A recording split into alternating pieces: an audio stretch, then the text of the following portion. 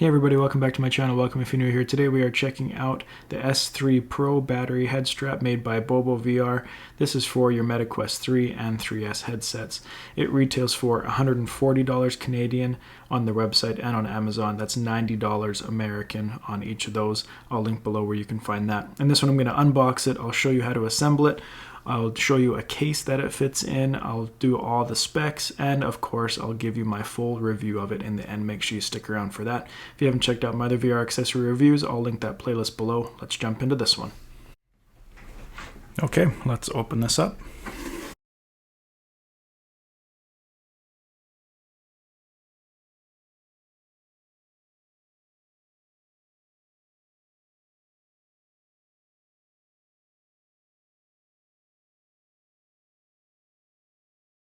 Okay, so we just unboxed it. So inside we obviously have the head strap itself.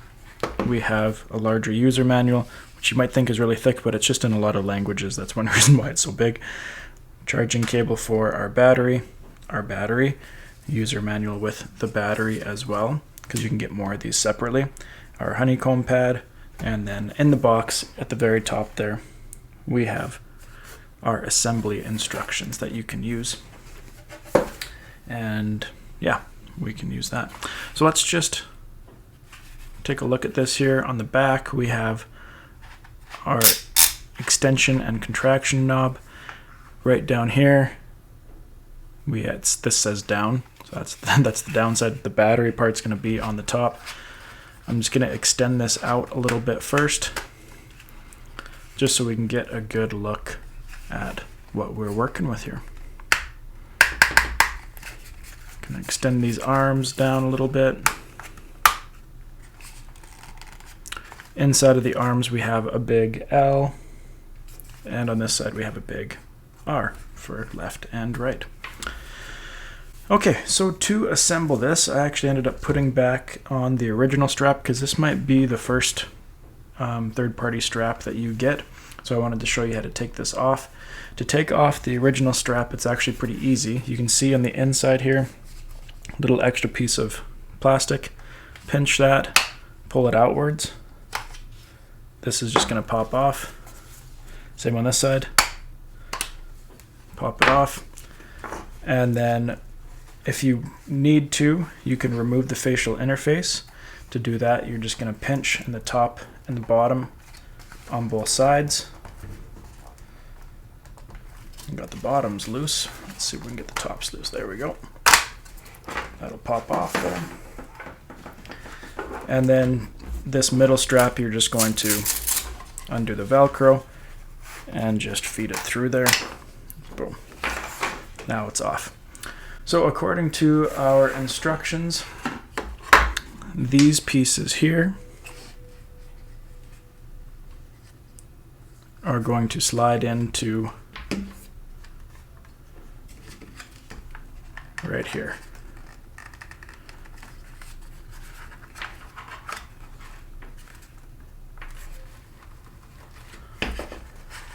I'm just doing both sides just a little bit at a time, so it's not going to make it uneven at all.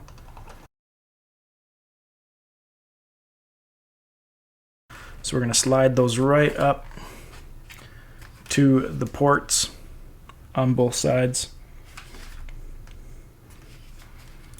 And you could probably hear it moving a little bit as well. Charging port here is the next step. It says to plug that in, so that can be plugged in there. Our next step is to take our battery. You can see on the bottom there we have our magnetic pieces. That's going to go onto the back right here. There we go. We heard that come on. On the side over here, it tells us to press to start fan. It's just a sticker, so I'm going to take that off. Leaves us with the actual little screen there.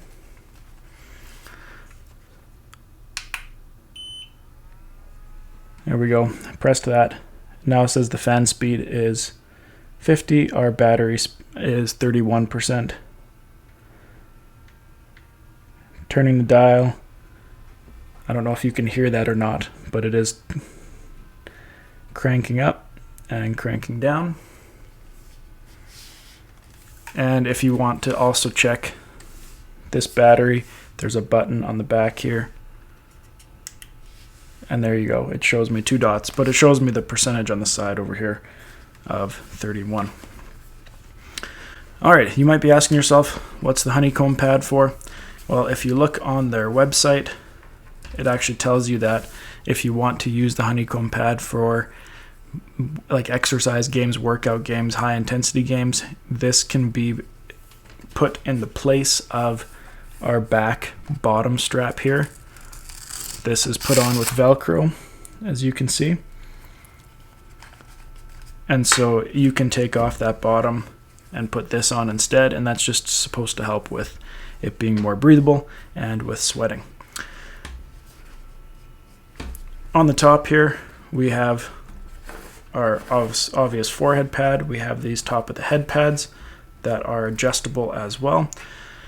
And we have our back that we can twist in and out. Okay, so I'm gonna go use this. I'm excited to try this one out. Like I said in the intro, I've heard a ton of good things about this. I don't know if my hopes are set too high, but we'll see how this goes, and then I'll come back, give you a try on, talk more about all the specs, and give you my review of it as well. Okay, so here we have the case by Devazzo. As you can see there, it's a pretty big case. It even kind of lifts up at the front a little bit there. So let's see if this will fit in here.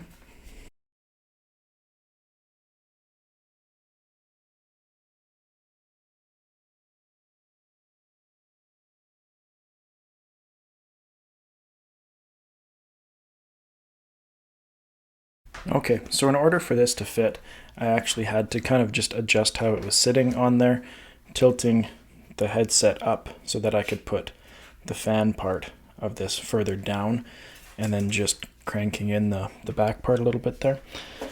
And then it did fit in here. It was a little bit tight, but I don't think it was putting any pressure anywhere that would be dangerous for it.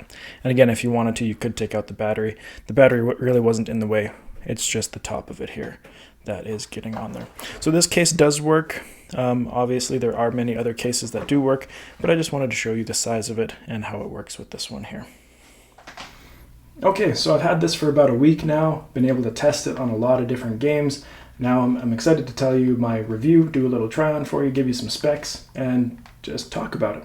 So first, let's do a little try on. You can twist this counterclockwise to loosen it there, put it on, and then tighten it clockwise to where it will fit for you.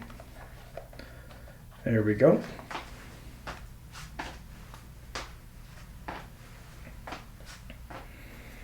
So we have a lot of different points of adjustment here. We have the points right here, both sides. We have points up here, and then we obviously have the knob on the back that can adjust it as well.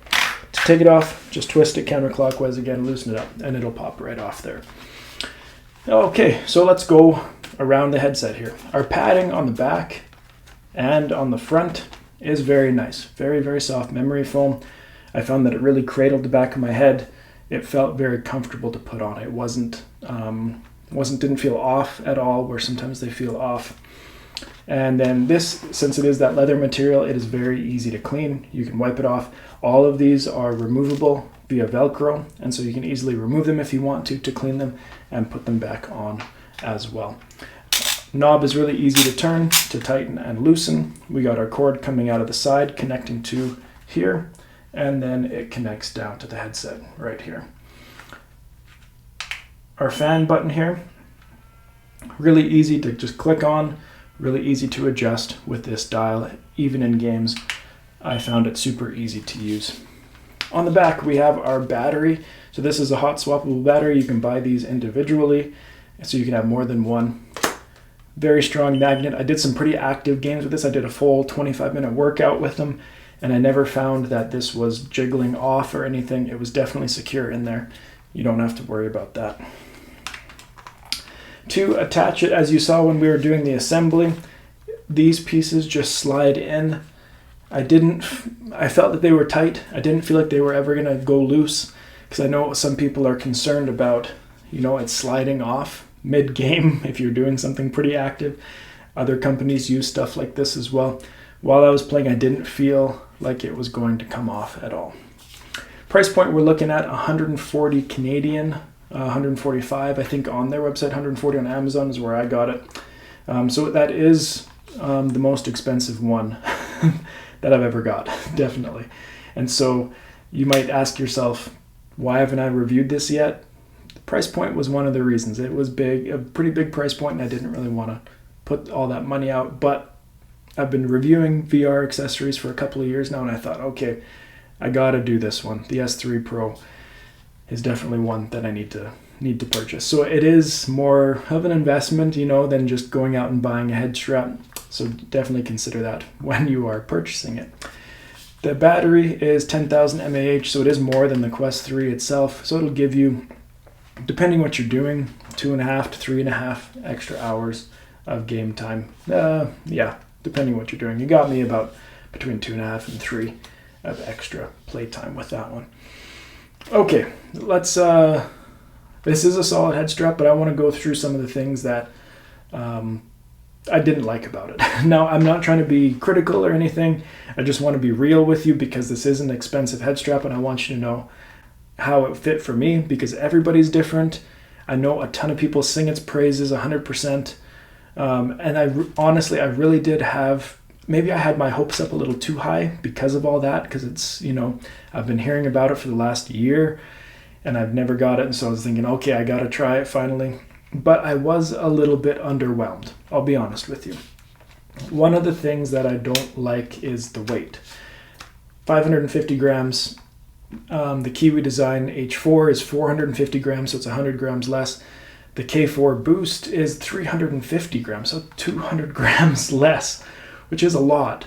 When I was doing exercise games with this, I found that I really felt the extra weight on the back of my head, on my neck, compared to a lighter head strap like the K4 Boost.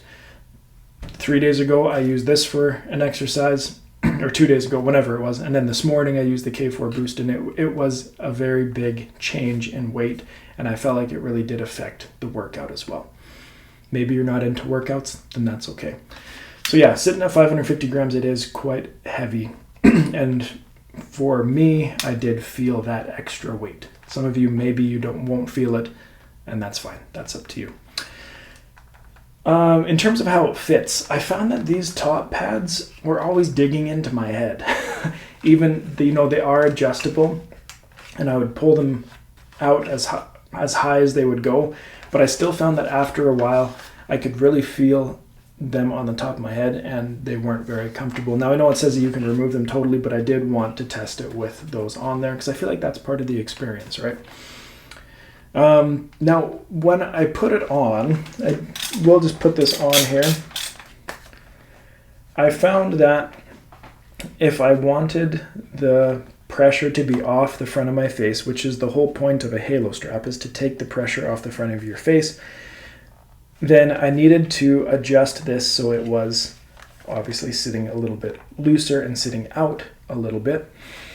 But then if I ever wanted to do high intensity games or golfing games or, workout games, there was too much movement with the headset. It was moving too much side to side. And so what you can do, and what I did, is you can slide them in further. Slide this piece in further, and then it does sit a lot tighter on your face, but then it also is putting more pressure on the front of your face instead of having all the pressure on the top and the back. And then the other thing that I found with that is when I turn on the fan, so if I turn that on right now, I can feel the fan on my forehead, and then I can feel the fan on the top of my head and down a little bit down the sides of my face, but none of that air is getting onto the actual front of my face, which is the whole point of a fan. And if you're doing in high intensity games, you want the fan to be able to reach the front of your face to help you stop sweating. But if I push this out and have it a little bit looser, yes, the fan is getting onto my face, but there's too much movement side to side or up and down in the headset. So I found the fan didn't really work that well.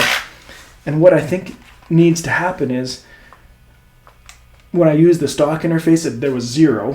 When I use this interface by Kiwi Design, there was a little bit more because of the vents. Up here I did feel a little bit, but hardly anything at all. And there are other interfaces that have inserts where another fan can go. Highblocks is one, and I've used theirs before.